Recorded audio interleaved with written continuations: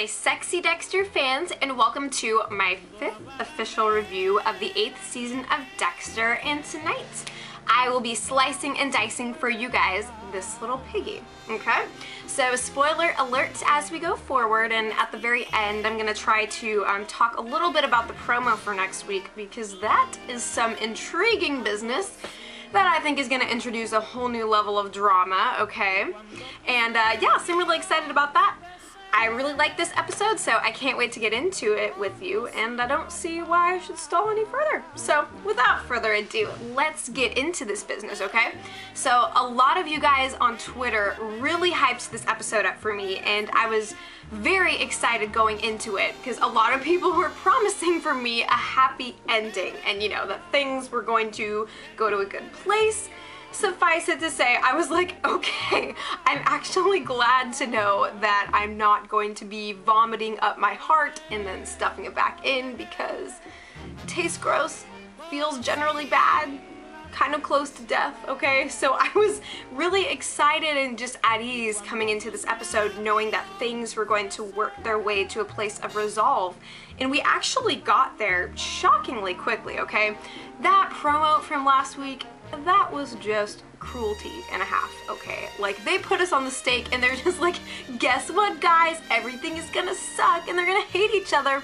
But you know, the whole Dexter and Deborah chase didn't last very long. It's as if, you know, at the end of the last episode, as soon as Deborah hit the shore and, you know, she'd come forth from the waves that had inundated the car as Dexter was going down and saw him in that place, it was like a complete and total clarity moment, 180 for her, because it seemed like in that very first scene where Dexter and Deborah are having a delightful session in couples therapy, the rather intriguing psychiatrist holding audience, you know, she really seemed to be in a place of remorse and just like, I get it now, I get it, I get it, I get it, will you please get this with me, Dexter?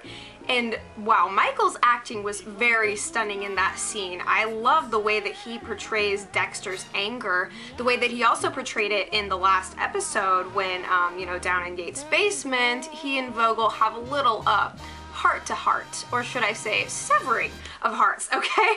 As he's starting to kind of uncover her true purpose, which still remains rather ambiguous to us, okay?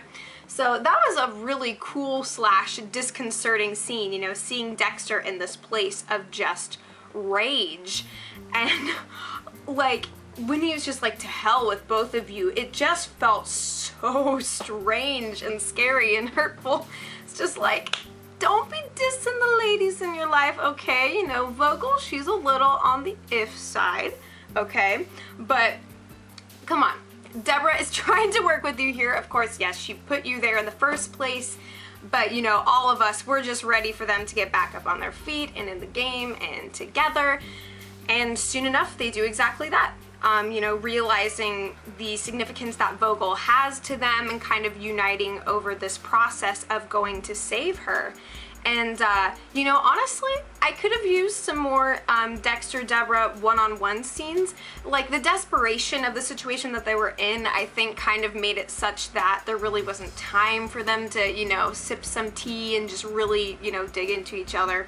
Not in that sense per se, but you know what I'm talking about, like soul to soul combat, except like making up, not combat, please.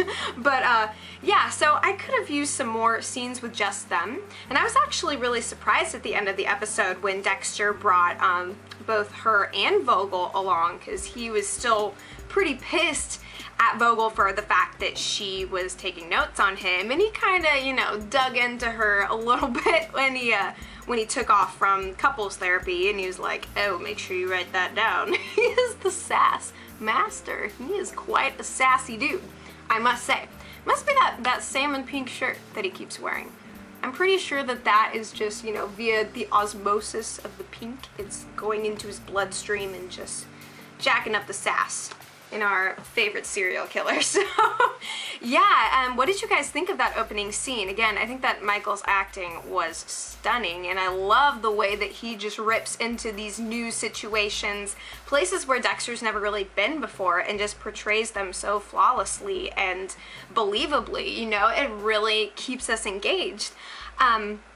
So before talking more about the Dexter-Deborah Vogel dynamic, I do have to say that I appreciated the focus thereon, as opposed to, you know, kind of dancing around with all the side plots. There was a lot more with Masuka this week, which I really liked.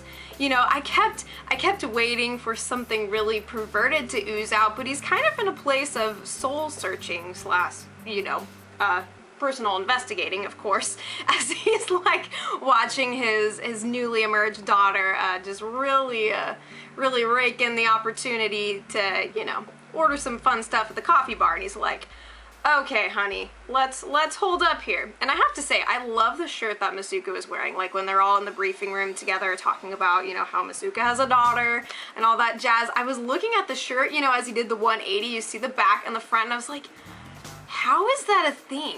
I think he must have like a personal tailor. I don't even understand. Are there like mermaids in the sea that like take the colorful corals? Is that why all the coral reefs are going extinct? Slash unicorns? They're like taking all the unicorn energy and the coral, like all the pretty colorful stuff, and they like make shirts out of it. I'm pretty sure that's what's going on. So let the scientists know, inform NASA, I mean anybody else who's remotely interested. I think that that's what's going on. So talk to Masuka. Ain't my thing, ain't my thing. Yeah, so I really liked his shirt, okay? I had to make note of that.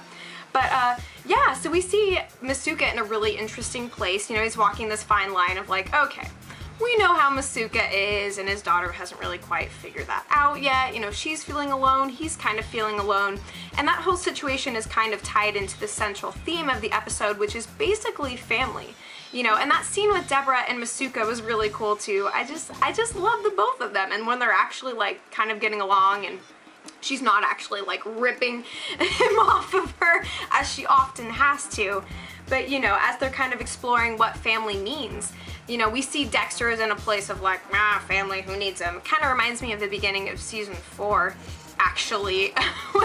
Do you remember that delightful time in Dexter's life where he was just completely and utterly our dearly disheveled Dexter family man? I thought it was funny when Masuka was like, hey, we're both dads. And I was just waiting for like, and killers. My sick mind somehow craves that on some level. I don't know.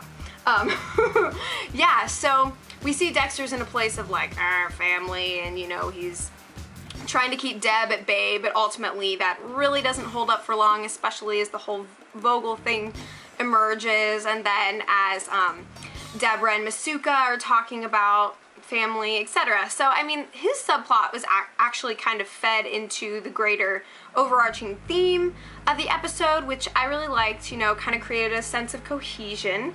Guess what? We didn't have any awkward bedroom scenes with Jamie and Quinn, praise the Lord.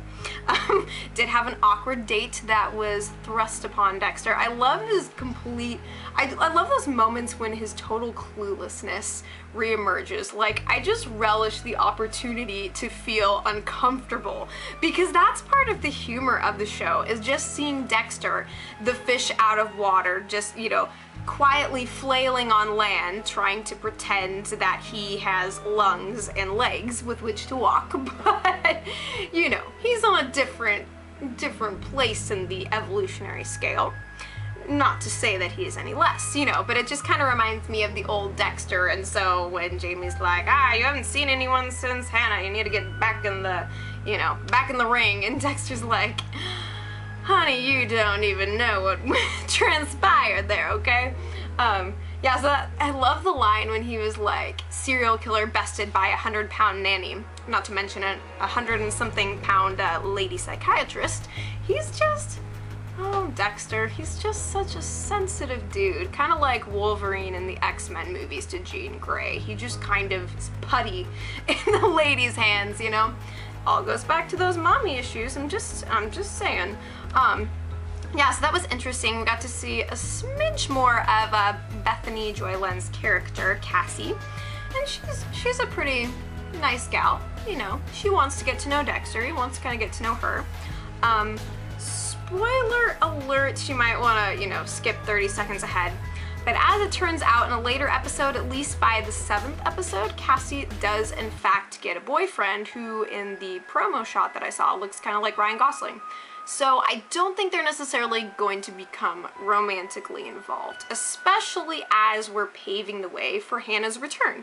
So, you know, I think that they're going to have some interesting discussions that are enlightening for Dexter in some way, but I don't think it's going to go down that whole rabbit trail. There's, quite frankly, there's not time, nor is there need. We've seen Dexter falling in love or infatuation, or however he expresses that, you know, depending on where he's at in his journey in humanity. But all that to say, it's like, okay, there's really not room for anything further. So just throwing that out there. She seems like a nice girl. Love the little scenes with Harrison. He is a freaking cutie pie. Cute PJs. I just like the style of this episode. I love Deborah's jean jacket, all that jazz. What else? Okay. Also, I really like Elway. I'm continuing to like him more and more. And you know, I think he's definitely got a thing for Deborah. But who doesn't? As a straight female woman of 20 years old, I am quite frankly rather taken with her. So I mean, you can't blame the guy. Like, I love how she's just like, this is super illegal, and he's just like, tell me girl, what can I do you for? Like, he is on it. You gotta appreciate that. You know, he's a great guy. I like him. I like him a lot. And I'm, honestly, I know everyone's like, Elway's the brain surgeon, but can we just not, can we just like have this one sane person in the mix? I mean, come on. And yeah, so shenanigans with Quinn. He's just getting the short end of every possible stick. And that short end is the one that is poking him in the eye. You know, he's all in this place trying to hustle and get to the sergeant position, and Angie, I don't know, Angie's been kind of annoying me. I'm not sure. I mean, she just seems so ridiculously normal, you know. I just said that Elway you know, I think that he's normal, but he's got, you know, he's got an edge to him. He's got a little character, and Angie's just so, like, vanilla ice cream. Not, you know, I don't know how else to say that. Everyone's gonna make weird comments now. I know it. I'm gonna be punished for this, but she's just, I don't know. It's like, she's just so normal. That's the only way I can say it, besides vanilla ice cream, apparently. Go me. But, yeah, so I don't know about her, but she's just kind of like, okay, all right, I get it. You know, they're trying to bring somebody else forward, but what's she bringing to the table? I don't know. So basically Quinn is just kind of, you know, shenanigans. I wish that him and Deborah would interact more. So that's just kind of my wish. But let me get back to the main meat of matters. So we have the new character, the son of the rich asshole dude. I'm totally blanking on his name right now. But you know, the first thing that I noticed when he walked in is he was wearing like the salmon pink Dexter shirt. So clearly we've got a killer on our hands. And you know, I will speak more about that at the end of this vlog when I talk about the preview for next week. Yeah, so that's an interesting scenario. You can tell that the guy, you know, when he's kind of trying to get all up in Dexter's grill, and you can sense, you know, that Dexter's got a sense about him, and they're just kind of like, you know, it's like two bloodhounds just kind of encircling and sniffing each other's butts, basically. That's kind of how I saw that scene and that whole scenario. And, you know, Quinn is getting on to this kid, and he's definitely going to come to the forefront next episode. Yeah, so I'm excited to see where things go with him. I'll just kind of save that for the end of the vlog. Let me return to the whole Dexter, Deborah, Vogel situation. I love Charlotte Rampling. I mean, check her off on my little list of woman crushes, because that woman dominates on the screen, okay? She absolutely kills it. I love the part where she assumes the identity of Yates' mother and starts like barking orders at him, calling him all those names and everything, you know. She just attacks him from so many angles. It's the, you know, she goes from a place of super deep sympathy, and then as soon as he's about to break off one of the little piggies, she goes ham. You know, this is business time. She will do whatever it takes. It's kind of Hannah McKay-esque, you know, do what you gotta do. She is, I could very well see that being a sort of motto of hers. I mean, I was just floored. I was like, what up? I mean, I'm pretty skeptical of her most of the time, but I really love to just see her rock that, and she did. Charlotte Rampling is a beast. So she truly made the hostage scenes with Yates a very fascinating and exhilarating watch. I was totally into that. And, you know, it was really interesting, Dexter and Deborah going on their way over to Yates' house and like hearing the whole conversation on the phone. And I think it was kind of interesting, you know, as Vogel kind of reassumes her super sympathetic, reassuring, I can help you, and, you know, walking Yates back through his past, what made him who he is, how she can help him in that, etc., etc. And it kind of made me think of, you know, I was wondering what was resonating with Dexter when he was listening to that, you know, talking about how, like, his kills are his way of trying to connect with his, with someone in a way that he was never able to with his mother, and, you know, kind of thinking of how that feeds into Dexter. It's those moms, I tell you what, they really play a pretty big freaking role in things. So yeah, any thoughts or theories, any kind of in-depth things you want to get into about that, just let me know in the comments. And of course, anything else that's on your guys' minds, I like to know. Yeah, so the scene, they bust in, you know, Dexter's kind of letting Deb take the lead, and they're working together. I love Team Morgan. I just have to say, that was definitely a high point of the episode for me as well. And I love the scene, you know, where they get to the bedroom.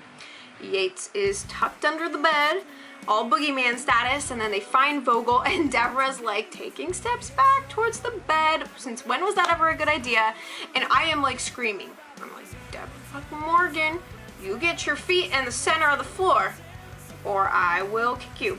And then Dexter just freaking like stabs the guy. He goes all like Excalibur on the freaking bed, and I was like, whoa! I was like, you know, I don't watch football, but I jumped up and I was like, ah! It was like a football moment for me. I don't know, it's like a touchdown. Such like a touchdown moment. Gosh, I love this vlog. I don't even know. I'm just having a good time right now. Yeah, so that was a really awesome and satisfying scene, you know. And what this episode lacked in like general action, it really made up for in the intrigue of everything. That was kind of a climax. And, you know, Vogel's very quickly like, okay, are you all right, Deb? And Deb's like, yeah. You know, she gets it. She's in a totally different place about who Dexter is, and there's actually some humor that's kind of shared. You know, she's like, the family that kills together, and, you know, and when she made the comment like, anyone who really knew us would run screaming, and it's like, in fact, there are actually millions of people around the world who scream because of how much they love you, so there's that. Just so you guys know, you're not half bad. we generally are pretty big fans, so it's okay. We like you for who you are. And yeah, that finally we get to see the slice of life. Is that the first freaking time that we've seen it this season? That's probably why, like, this season has felt out of place for me in some ways, because we haven't been on the freaking slice of life. Like, felt a little bit landlocked. I was ready to take a little ride. So, and he brings Vogel and Deborah along for the body dump because they are family, you know? And that was a really cool scene and very symbolic, and there's just such a look of understanding in Deborah's eyes, and just the way that they're all kind of bonded and together in that state of peace, and just they're all on the same wavelength for like the first time ever, and that was incredibly satisfying, you know. Finally, there's not like this crazy like bash my head against the wall cliffhanger. There's just this, there's resolve, you know, there's finally an accord and the dissonance has temporarily lifted and we're just in this place suspended of like, wow, what if the show just ended here, you know? But alas, that is not the case. In fact, we're almost halfway through. I don't even want to think about that right now. What was I going to say? There was another okay. So I want to see more of Harry in Dexter's head. However, it can be argued that Dexter's kind of in a different place psychologically right now. You know, being in a place where there is such openness now with Deborah as well as with Vogel, you know, because she was so involved in what her father was doing, and now it's like he has a living parental figure. So it's almost like he doesn't need the Harry visions as much, but I wonder, you know, in what context they'll start to reappear. Because I love James Remar and I love Harry Morgan, you know. I mean, he's kind of a douche in some sense, but now that we kind of see the place that he was coming from, he's actually a lot more sympathetic to me now. So yeah, I'd really like to see him back in the game in some sense. So let me talk about the previews for next week, okay? So evidently, Dexter's not as special as we thought, at least in the eyes of Vogel, whom he finally dubs his family by the end of this episode, okay? So she is working with Mr. Young Pink Shirt Dexter man. More parallels, I guess. I guess you saw it in him because of the freaking pink shirt. But she's got a new protege who she is teaching the code. And that's not gonna sit so well with Dexter. You know, in fact, I found out that the reason why Lewis Green from last season / season 6 didn't rise up and become that kind of new serial killer adversary for Dexter is because Michael C. Hall was like, hey, I want to be the only serial killer at Miami Metro. So, you know, he was marking his territory there. So I'm kind of surprised that they're going forward with this. But I think it's going to be an interesting change of pace. I'm excited to see more action, you know, seeing the M99 coming back out. I want to see like the full ritual in motion. Also, Quinn. Where is Quinn going to fit in this? Like, he sees Dexter and he's like, I know what you're doing. Okay, you know, we have like flashbacks to season 5 when Quinn was getting all up in Dexter's business. Is that gonna resurface? You know, especially now that he's getting snubbed the sergeant position. He needs something to do with his time to distract himself from his miserable failure in the eyes of Batista. So, I mean, that's gonna be really crazy to watch. What do you guys think is gonna happen? I mean, I had no idea that. I felt like Quinn was gonna be a part of the end game as far as like, you know, seeing things, but I don't know. It's crazy. Dude, I'm looking at my clock and it's been 10 o'clock for like how long? Okay, apparently my screen is frozen. I can feel that. That scared me. I've been making this vlog for so long and it's like been 10 o'clock the whole time. I just had like a freak out. Okay, so let me know what you guys think about that preview for next time. Yeah, so this was a really interesting episode and, you know, kind of ended on a happy note. I don't know how long it's gonna be until we get that again exactly, but especially what with the imminent return of Hannah, you know, are they trying to like bring about this resolve so that way Hannah can just come back in and screw everything up again? I don't know. I'm gonna try and reserve my judgment and just kind of linger in the sense of peace and awe and look forward to seeing the little sneak peeks that Showtime releases. So thank you guys for being wonderful and delightful. Links below to my written review for DexterDaily.com, as well as a link to Flow Discuss, where you guys can also go and drop your thoughts about this episode, have your own personalized experience of talking with other fans about Dexter. It's good stuff. So you guys are just fantastic. I broke 100 videos recently, which is crazy. I might actually go through and delete some like older like private videos, so I'll probably be back in like the 90s at some point. But you know, whoever wants to leave the 90s. You know what I'm saying? So, I love you guys. This is so much fun. Leave all your thoughts and I'll respond to as many as possible as soon as possible. So, take care, and I'll be back before you know it.